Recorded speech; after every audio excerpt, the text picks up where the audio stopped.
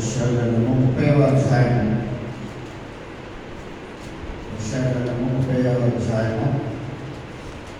19వ వచనం అందరం కూడా కలిసి చదువుతున్నాం. యెషయా గ్రంథం 30వ అధ్యాయము 19వ వచనం అందరం కలిసి చదువుతాం.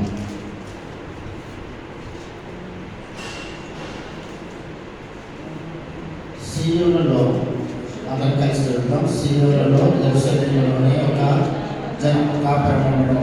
జనము నీవు మేమంతము కన్నీళ్లు విడువవు. ఆయన నీ మొర విని నిత్యముగా నిన్ను కరుణించును. ఆయన నీ మాట వినగానే నీకు ఉత్తరించును. ఈ యొక్క వచనాన్ని మరోసారి చదువుకుందాం. యెషయా గ్రంథం 30వ అధ్యాయము 19వ వచనం.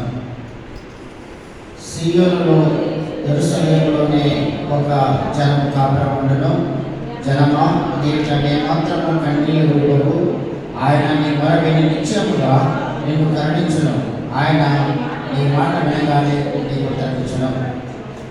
ప్రభు సహాయం కొరకే ప్రార్థన చేసుకుందాం.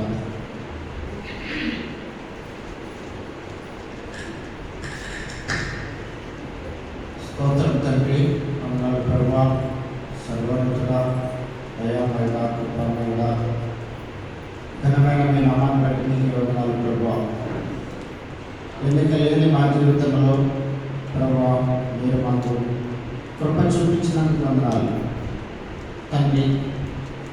ఈ రీతిగా ఈ యొక్క పాప ప్రపంచం నుండి పాపరహితమైన మీ రాజ్యంలో మేము చేరాలని తండ్రి మా యొక్క రక్షణ నిమిత్తమై ప్రభువా లోకం నుండి లోకానికి శరీరధారిగా వచ్చి కల్వారి శిలువలో మీరు చూపినటువంటి శిలువ యాగం ద్వారా తండ్రి మా పాపాల నుండి ఆ యొక్క శాపం నుండి మమ్మల్ని ప్రభా మీరు ప్రత్యేకపరిచి మీ బిడ్డలుగా మార్చుకొని ఈ లోకంలో తండ్రి ఇంతవరకు కూడా మీరు మాకు సహాయపడుతూ వస్తున్నందుకు వందనాలు.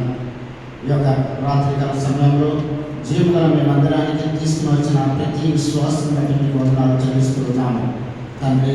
భారంతో వచ్చినటువంటి బిడ్డలతో మీరు ఉండండి ప్రభా. మీ యొక్క వాక్యం ద్వారా తండ్రి మాతో మీరు మాట్లాడండి ప్రభా. మీ యొక్క వాక్యాన్ని అనుసరించి ప్రభా మీ సన్నిధిలో మేము వెలిగి కలిగిన హృదయంతో తండ్రి ప్రార్థన చేయడానికి సహాయపడండి. మా ప్రార్థనలను తండ్రి మీరు ధూపంగా తండ్రి ఆశీర్వదించండి, స్తుతులుగా మార్చమని ఈ మండలం అంతా మీ ఆలయంలో ఉంచుకోండి. మీరే మహిమ పొందాలని ఇంకా ఎవరైనా సరే మీ ఆలయానికి మార్గంలో వస్తూ ఉండగా కూడా ఉంటే వారిని క్షేమంగా మాకు చేర్చి ఈనాటి ప్రభు ఆశీర్వాదాలతో మమ్మల్ని నింపమని ఈ ప్రార్థన మా ప్రభువును ప్రేరక్షకునైన యేసుక్రీస్తు వారి ఘనమైన నామంలో మీ హృదయంతో ప్రార్థించి వేడుకుంటున్నాం తండ్రి. ఆమేన్.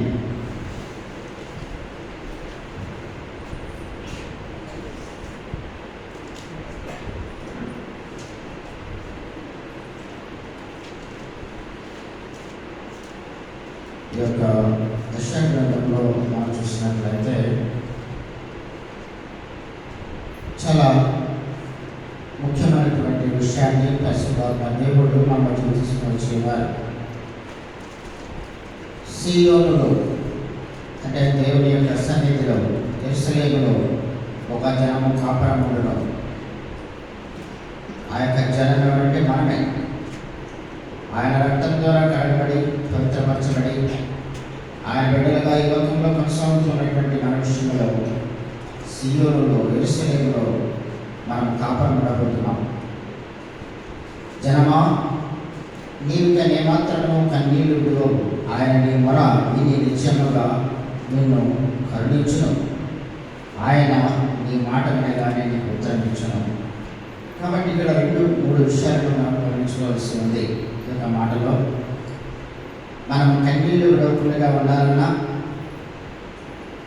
యెరూషలేములో సీయోనులో మనం ఆయనతో పాటు కాపురం ఉండాలన్నా మనం ఏం చేయాలి? ఆయనకు మొరపెట్టాలి. మనం మొరపెట్టినప్పుడు నిత్యముగా నిన్ను కరుణించు. ఆయన కరుణించాలి అంటే మనము ఆయన్ని దగ్గర మొరపెట్టాలి. ఆయన నీ మాట వినగానే నీకు ఉత్తరించడం. కాబట్టి ఈరోజు చూసినట్లయితే ఈ యొక్క అమూల్యమైనటువంటి మాటలో ఉన్నటువంటి అర్థాన్ని మరి ఎంతమంది గత దినాల్లో ఈ వాక్యాన్ని చదివారో మనకు తెలియదు. అయితే ఈ రాత్రి సమయంలో దేవుని సన్నిధిలో దేవుడు మనకు తీసుకొచ్చినటువంటి మాటను చూసినట్లయితే ఎంతో ఆదరణ. మరి నీవిక ఏమాత్రము కన్నీళ్ళు విడువవు. ఒకవేళ ఈ లోకంలో ఏ కారణంతోటైనా సరే మనం కన్నీళ్ళు విడుస్తూ ఉన్నట్లయితే అది మనము బయటకు చెప్పుకోలేనటువంటి కొన్ని బాధలు, వేదనలు, కష్టాలు మరి విశ్వాసం సహితం అనుభవిస్తూ ఉండొచ్చు. దాని నిమిత్తమై ప్రభువు చెప్తున్న మాట ఏంటంటే, జనమా, ఆయన జనమా, ఆయనతో పాటు కాపురం ఉండనే ఉన్నాము, ఆయన సన్నిధిలో ఉండనే ఉన్నాము, యెరూషలేములో ఉండనే ఉన్నాము, సీయోనులో ఆయన కొండపై ఆయన ఆలయంలో ఉండనే ఉన్నాము. కాబట్టి కన్నీళ్ళు ఏమాత్రమో కన్నీళ్ళు విడువవు.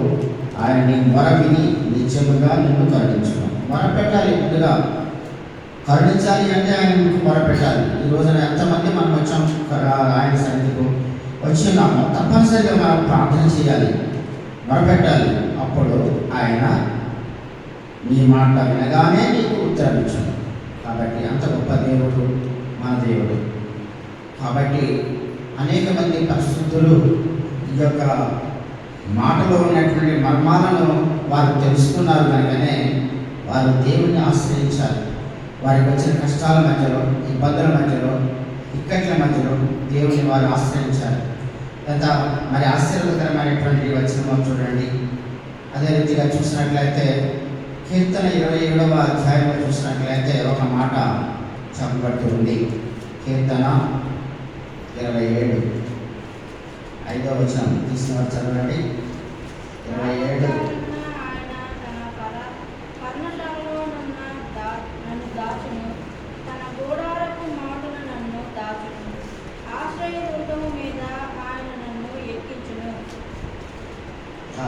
చూడండి, ఎంత గొప్ప ఆశ్చర్యకరమైనటువంటి మాట చూడండి. 27వ అధ్యాయము కీర్తన 5వ వచనంలో చూసినట్లయితే ఇక్కడ దావీదు తన అనుభవాన్ని చెప్తున్నాడు.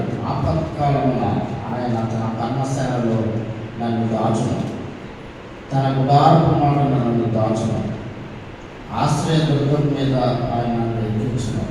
చూసారా, ఎప్పుడైతే మనము ఆయన వైపు చూసి ప్రార్థన చేస్తామో, ఆయన చెప్పాడు, ఆయన నీ మాట వినగానే నీకు ఉత్తరమిచ్చును అని యెషయా గ్రంథం 30:19 చెప్పాడు. ఆ విషయాన్ని మరి నమ్మినటువంటి భక్తులైనటువంటి దావీదు ప్రార్థన చేస్తున్నాడు. ఏమని చేస్తున్నాడు? ఆపత్కాలంలో ఎవరైనా సరే, మనం కూడా అయినా సరే, ఆపత్కాలంలో మనం ఆయనకు మొరపెట్టినప్పుడు ఆయన తన పర్ణశాలలో మనం దాచును, తన గుడారపు మాటను నన్ను దాచును, ఆశ్రయ దుర్గం మీద నన్ను ఎక్కించును. ఆశ్రయ దుర్గము, ఆశ్రయం అంటే మనకి ఏమి ఆశ్రయం లేనప్పుడు ఆశ్రయంగా ఆయన మనకున్నాడు.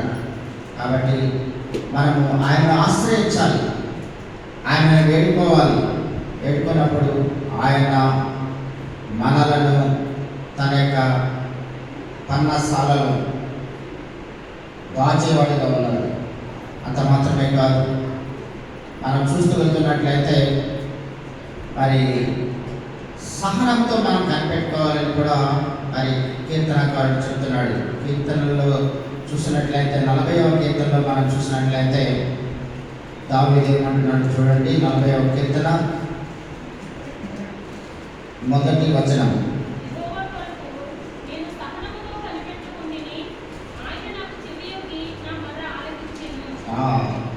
యెహోవా కొరకు నేను సహనముతో కనిపెట్టుకుంటున్నాయి, ఆయన నాకు చెవియొగ్గి నా మొర ఆలకించెను.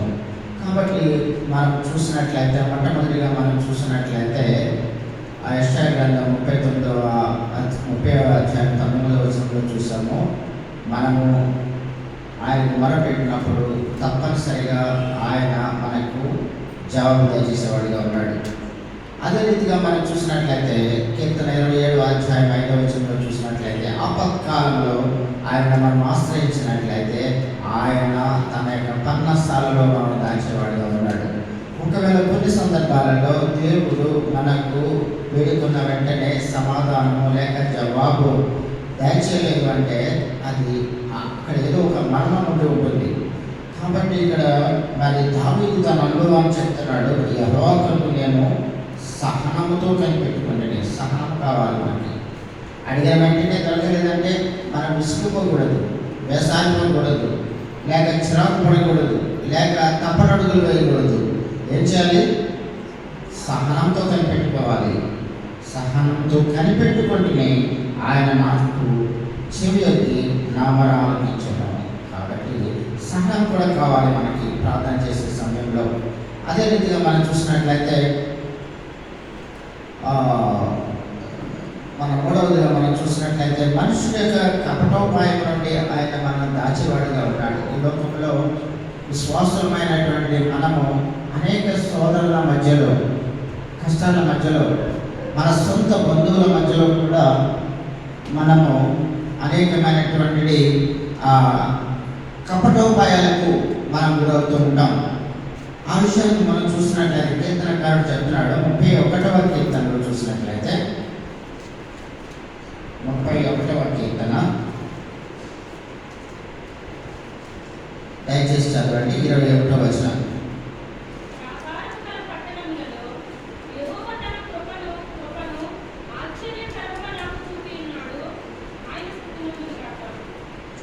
ఇక్కడ మనం చూసినట్లయితే మనుషుల యొక్క కపటోపాయం నుండి ఆయన 38:12 చదవండి. 38:12.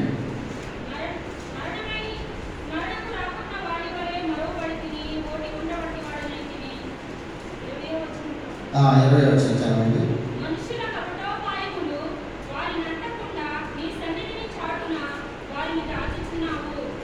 కాబట్టి మనం చూసినట్లయితే మనుషుల యొక్క కపటోపాయముల నుండి ఆయన అది మనకి తాకకుండా దేవుడు మనల్ని ఆయన కాపాడుతూ ఉన్నాడు అని చెప్పబడుతుంది. కాబట్టి ఈ లోకంలో ఒకే తల్లి కడుపులో పుట్టినటువంటి బిడ్డలమైన మనకి కూడా మరి అనేక కపటోపాయపు అపాయాలు మన కొరకు ఎదురు చూస్తూ ఉంటాయి. ఎందుకంటే పవిత్ర గ్రంథంలో మనం చూసినట్లయితే భక్తుడు అయినటువంటి యోసేపు తన యొక్క అన్నదమ్ములు అతనిపై ఒక ద్వేషాన్ని పెంచుకున్నారు. అతని కపటోపాయముగా మరి అతన్ని చంపడానికి ప్రయత్నించారు, లేక గుండెలో పడవేయడానికి ప్రయత్నించారు, లేక అమ్మివేశారు అని చెప్పి బైబిల్ చెప్తూ ఉంది. కనుక తన సొంత రక్తాన్ని ఆ తల్లి ప్రేగును పంచుకొని పుట్టినటువంటి తన సొంత సహోదరుని సైతము ఇక్కడ మరి అన్నదమ్ములు కపటోపాయంతో అతనిని మోసగించడానికి ప్రయత్నించారు. అయినప్పటికీ కూడా అతడు దేవుడి వైపు చూశాడు. కాబట్టి అతడు అన్నదమ్ములు అతన్ని గుడ్డలో పడవేసిన, లేక దాయాదుల దగ్గర అన్వేషణ, దేవుడు అతన్ని హెచ్చించాడు. అతడు సింహాసనంపై రాజు తర్వాత రాజు స్థానంలో హెచ్చించబడ్డాడు. అది దేవుని నిర్ణయం. కాబట్టి ఒకవేళ మనము అధికారం కొరకు లేక పెత్తనం చేయాలనే దాని కొరకు మనము ప్రయత్నం చేస్తూ అసూయ ద్వేషాలతో కపటాపాయాలతో మనం ప్రయత్నాలు చేసినట్లయితే కుటుంబంలో కావచ్చు, కుటుంబంలో ఆస్తిపాస్తుల గురించి కావచ్చు, లేక పెద్దరికం కొరకు కావచ్చు, లేక పెద్దదారితనం గురించి కావచ్చు, ఏదైనప్పటికీ కూడా దేవుని యొక్క క్రోధహస్తాలను మనం ఉండాలి. దేవుని వైపు మాత్రమే చూడాలి. కాబట్టి అన్నదమ్ములు ఎంతగా అతనికి హాని చేయాలని ప్రయత్నించినప్పటికీ కూడా యోసేపుని దేవుడు హెచ్చించాడు అని చెప్పి మనం చూస్తున్నాం. కాబట్టి కపటోపాయాల నుండి దేవుడు తప్పించగల శక్తి ఆయనకుంది. మనం ఎప్పుడైతే దేవుని వైపు చూస్తామో ఆ సమయంలో దేవుడు తప్పనిసరిగా మనకి సహాయం చేసే దేవుడుగా ఉన్నాడు. అంత మాత్రమే కాదు, శత్రువుల చేతికి చిక్కకుండా ఆయనను దాయగలడు. కీర్తన 17వ అధ్యాయంలో మనం చూసినట్లయితే కీర్తన 17వ అధ్యాయము,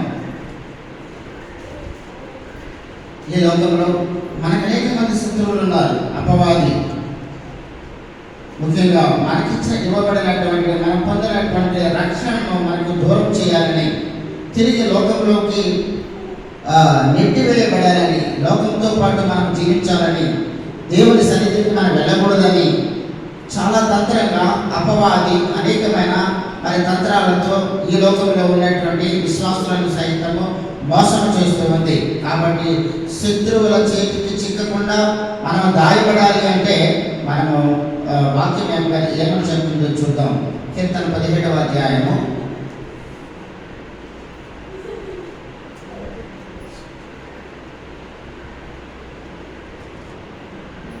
చదవండి. 8-9 వచనాలు కలిసి ఉన్నాయి. నీకు పాతిశేములను చూపుము, ఒకడు తన కనుపాపను కాపాడినట్లు నన్ను కాపాడుము. నన్ను లయపరచు దుష్టులను పోగొట్టి కాపాడము.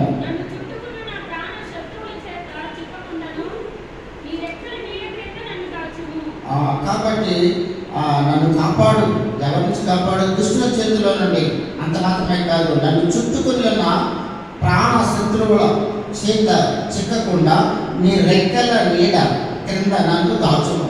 ఈ విధంగా మరి భక్తుడైనటువంటి దావీదు ప్రార్థన చేస్తున్నాడు. 17వ అధ్యాయంలో మొదటిలో చూసినట్టు దావీదు యొక్క ప్రార్థన ఆ విధంగా ఉంది.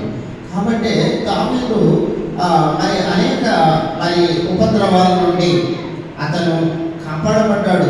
చిన్న వయసులోనే బాలుడుగా ఉన్నప్పుడే మరి ఎంతో బలమైనటువంటి శత్రువుగా ఉన్నటువంటి గొలియాతుపై దేవుడు ఆయనకు జయాన్నిచ్చినట్లుగా, అంత మాత్రమే కాదు, శత్రువు చేతిలో చిక్కకుండా దావీదును దేవుడు ఆయన బలపరిచి ఆయన హెచ్చించి ఆశీర్వదించాడు అనే విషయాన్ని మనం చూస్తున్నాం.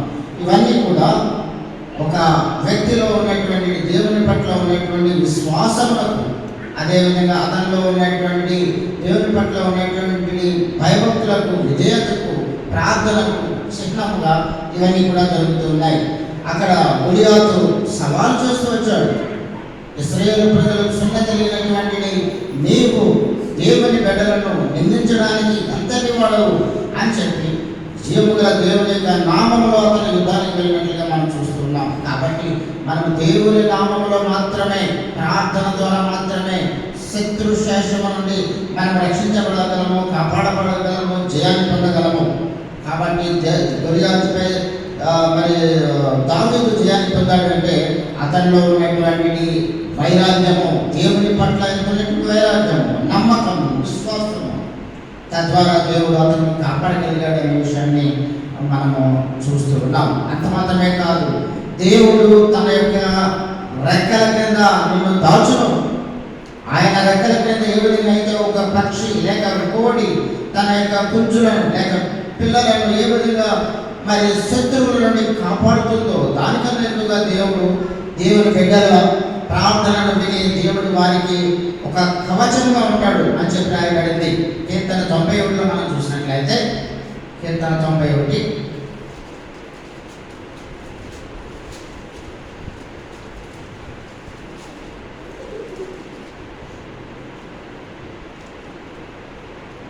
4వ వచనం చెప్పండి.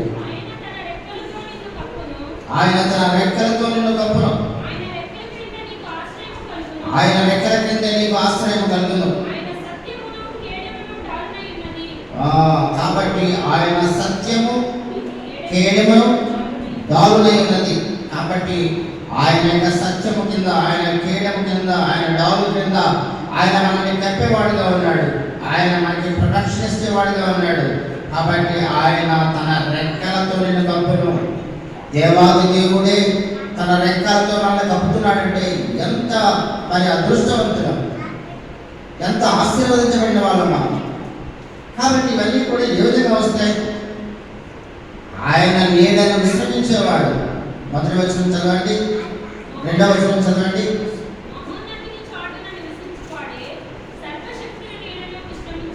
మహోన్నతుని చాటున నివసించేవాడే. ఆయన మనకి మహోన్నతమైన దేవుడు. ఆయన చాటున మనం ఉండాలి, ఆయన చాటున నివసించాలి. సర్వశక్తుని నీడను విశ్రమించేవాడు. ఆయనే నాకు ఆశ్రయం, ఆయనే నాకు కోట. నేను నమ్ముకున్న నా దేవుడని నేను యెహోవాను గూర్చి నేను చెప్పుచున్నాను. వేటకాని ఊరిలో నుండి ఆయన నిన్ను విడిపించును, నాశనకరమైన తెగులు రాకుండా నిన్ను రక్షించును. ఆయన తన రెక్కలతో నిన్ను కప్పును, ఆయన రెక్కల క్రింద నీకు ఆశ్రయం కలుగును. ఆయన సత్యము కేడము డౌనైనాడు. చూసారా ఇన్ని గొప్ప మరి దేవుని యొక్క కృప మనపై మనం ఆధారపడినప్పుడు, ఆయనకు ప్రార్థన చేసినప్పుడు, విశ్వాసంలో ఉన్నప్పుడు దేవుడు అన్నీ కూడా మరి ఆయన బిడ్డలకు ఆయన చాలా కాలాలుగా దయచేస్తాడు. దాని కొరకు ఆయన మనల్ని రక్షించడానికి తన ద్వితీయ కుమారుడైన యేసుక్రీస్తు వారిని సహితము ఆయన శిలువలో మనకు ప్రతిగా ఆయన అర్పించాడు. కాబట్టి మనము విశ్వాసంలో మనం ముందుకు వెళ్ళాలి. అంత మాత్రమే కాదు, ఆఖరిగా ఒక మాట చూద్దాం. దేవుడు తన చేతిలో నిన్ను దాస్తానని చెప్తున్నాడు, తన హస్తంలో నేను దాస్తాను అంటున్నాడు. ఎప్పుడు నువ్వు ఆయన ఆశ్రయించినప్పుడు, ఆయన మీద ఆధారపడినప్పుడు, ఆయనకు ప్రార్థన చేసినప్పుడు, కుటిలమైనటువంటి జీవితాన్ని జీవిస్తున్నప్పుడు, కుటిలమైన జీవితము దేవునికి అసహ్యమైనది అని చెప్పి బైబిల్ చెప్తూ ఉంది. కనుక ఇక్కడ చూద్దాం. నిర్గమకాండం 33వ అధ్యాయము, నిర్గమకాండము 33వ అధ్యాయము.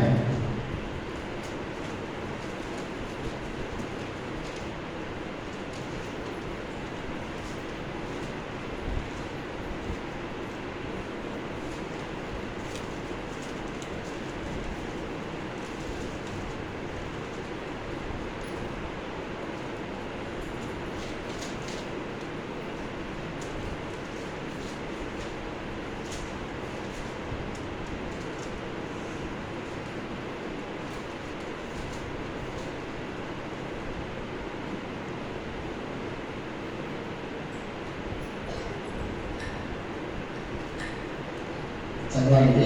21వ వచనం నుండి 22. మరియు యెహోవా, ఇదిగో నా సమీపమున ఒక స్థలం ఉన్నది, నీవు ఆ బండ మీద నిలువవలెను. నా మహిమ నిన్ను దాటి వెళ్ళుచుండగా ఆ బండ సందులో నిన్ను ఉంచి నిన్ను దాటి వెళ్ళు వరకు నా చేతితో నిన్ను కప్పెదను. కాబట్టి మనం దేవుని యొక్క మహిమను చూడలేము. ఇక్కడ ఈ విషయాన్ని ఇక్కడ మోషేతో దేవుడు చెప్తున్నాడు. ఏమని చెప్తున్నాడు? ఈ యొక్క అధ్యాయం అంతా మనము చదవాలి, కానీ మనకు అంత సమయం లేదు. నా మంచితనం అంతా మీకు కనపరుస్తానని చెప్తున్నాడు. 19వ వచనం చదవండి. ఆయన నా మంచితనమంతయు నీ ఎదుట కనపరచెదను, యెహోవా అను నా నామమును నీ ఎదుట ప్రకటించెదను. కరుణించు వారిని కరుణించెదను, ఎవరి యందు కనికరపడెదనో వాని యందు కనికరపడెదనెను. కాబట్టి ఇక్కడ మనం చూసినట్లయితే దేవుని యొక్క ఆత్మానుసారంగా మనం జీవించినప్పుడు, దేవుడు మనకిచ్చినటువంటి పవిత్ర ఆత్మతో మనం జీవించినప్పుడు, మనం ఎవరినైతే జీవిస్తామో వారు కూడా జీవించబడతారు. ఎందుకంటే ఆ యొక్క వరము దేవుని బిడ్డలకు దయచేస్తాడు. చాలా మంది అంటారు, అరే నువ్వు ప్రార్థన చేస్తే జరుగుతుంది, అరే నువ్వు ఒక మాట చెప్తే జరుగుతుంది, నీ నోటి నుంచి ఒక మాట వచ్చిందంటే అది జరుగుతుంది అంటారు. అది ఏంటంటే అది మన గొప్పతనం కాదు, లేక ప్రార్థన చేస్తున్న వారి గొప్పతనం కాదు. అది దేవుడు ఆ యొక్క వరమును మన వంటి వారికి కూడా ఇస్తూ ఉన్నాడు. పక్షిగాంధులు గారు ప్రార్థన చేశారంటే ఎన్నో కార్యాలు జరిగాయి. అవన్నీ ఆయన కూడా మానవుడే, మనలాంటి మానవుడే. అయితే దేవుడు ఆయనకి ఇచ్చినటువంటి పవిత్ర ఆత్మ అపవిత్రపరచుకోకుండా అతను పవిత్రంగా జీవించాడు. కాబట్టి గొప్ప కార్యాలు ఆయన ద్వారా కూడా దేవుడు చేశాడు. అదే విషయాన్ని చెప్తున్నాను ఇక్కడ. ఏమంటున్నాడు? ఆయన నా మంచితనాన్ని కనపరుస్తాను, యెహోవా అను నామమును నీ ఎదుట ప్రకటిస్తాను, నేను కరుణించు వారిని కరుణించదను, ఎవరి యందు కనికరపడేదను వాని యందు కనికరపడేదను. కాబట్టి దేవుడు కరుణించేవాడు, కనికరపడేవాడు. మన పట్ల నీవు నా ముఖమును చూడజాలవు, ఏనాడు నన్ను చూసి బ్రతకడు. మరియు యెహోవా, ఇదిగో నా సమీపమున ఒక స్థలం అన్నది, నీవు ఆ బండ మీద నిలువవలను. నా మహిమ నిన్ను దాటి వెళ్ళుచుండగా ఆ బండ సందులో నిన్ను ఉంచి నిన్ను దాటి వెళ్ళు వరకు నా చేతిలో నిన్ను కప్పెదను. కాబట్టి దేవుడు మహిమను మనం చూడడానికి కూడా మనము తట్టుకోలేము. కాబట్టి మోషేతో మాట చెప్తున్నాడు, కాబట్టి దేవుని యొక్క అంత గొప్ప దేవుడు మీ కొరకు నా కొరకు పరలోకాన్ని విడిచిపెట్టి ఈ లోకానికి వచ్చాడు. శిలువలో ఆయన మరణించాడు. మనకి సమస్తాన్ని కూడా మన యొక్క ఆధీనంలో ఉంచుకున్నాడు. ఆయన వైపు చూసినప్పుడు ఎవరు కూడా సిగ్గుపడరని చెప్పాడు ఆయన. ఎన్నో వచనాలు, ఆపత్కాలంలో నేను నిన్ను తోడుగా ఉంటానంటున్నాడు. కపటోపాయం గల మనుషుల నుండి నేను కాపాడుతానంటున్నాడు. శత్రువుల చేతుల్లో చిక్కకుండా నిన్ను దాస్తానంటున్నాడు. తన రెక్కల క్రింద నిన్ను దాస్తానంటున్నాడు. తన చేతిలో నిన్ను దాచి ఉంచుతానంటున్నాడు.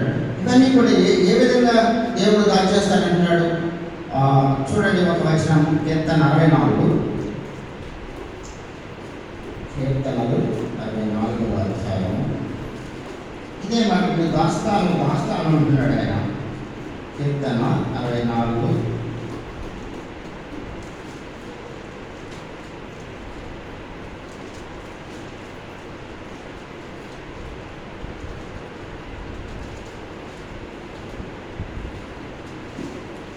రెండవ వచనం చదవండి.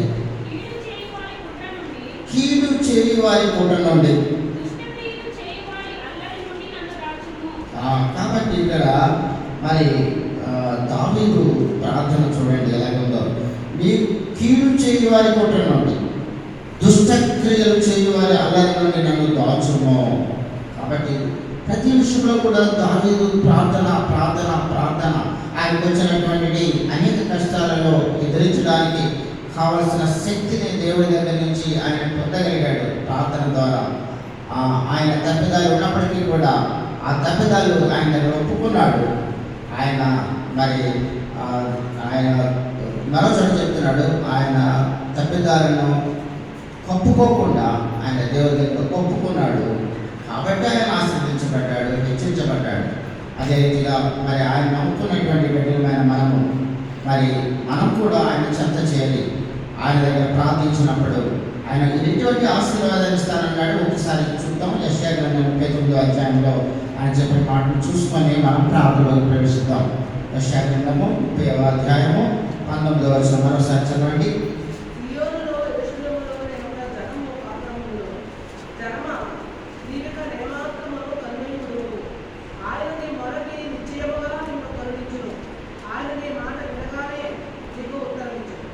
కాబట్టి ఇంత గొప్ప ధన్యత సదాకాలము ఆయనతో పాటు మనం కాపురముండనే ఉన్నాం.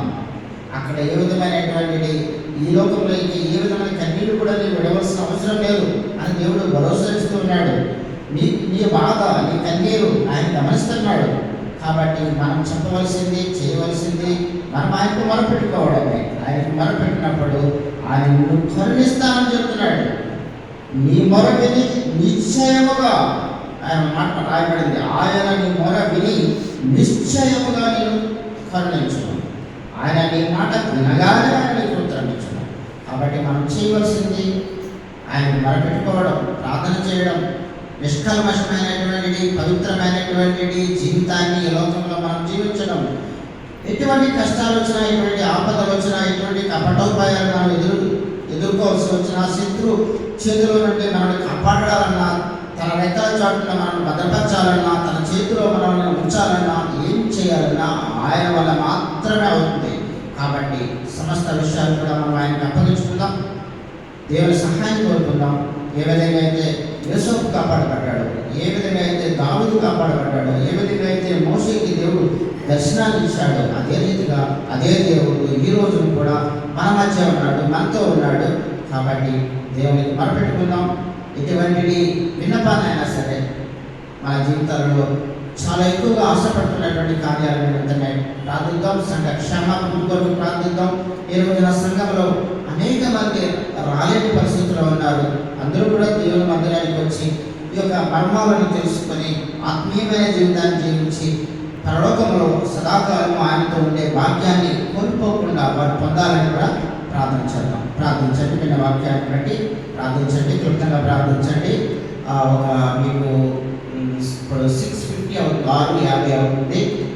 కాబట్టి ఒక అరగంట సేపు మీకు సమయం ఇవ్వబడుతుంది. 7:30 వరకు ఇవ్వబడుతుంది. 7:30, ఎందుకంటే 7:30 తర్వాత సహోదరుడు సోలమన్, అదేవిధంగా సహోదరి మేరీ, వారి కుమారుడు సురేష్, అదేవిధంగా సలోమి వారి కుమారుడు బర్త్డే ఈరోజు. కాబట్టి వారు కేక్ కటింగ్ దేవుని మందిరంలో చేయాలని ఆశపడుతున్నారు. కాబట్టి 7:30 తర్వాత మనము అప్పటి వరకు ఒక వాక్యాన్ని చదువుకొని ప్రార్థించి కేక్ కటింగ్ చేసుకుందాం. ప్రార్థన చేయండి. దేవుడి వచనాన్ని ఆశీర్వదించుకుందాం.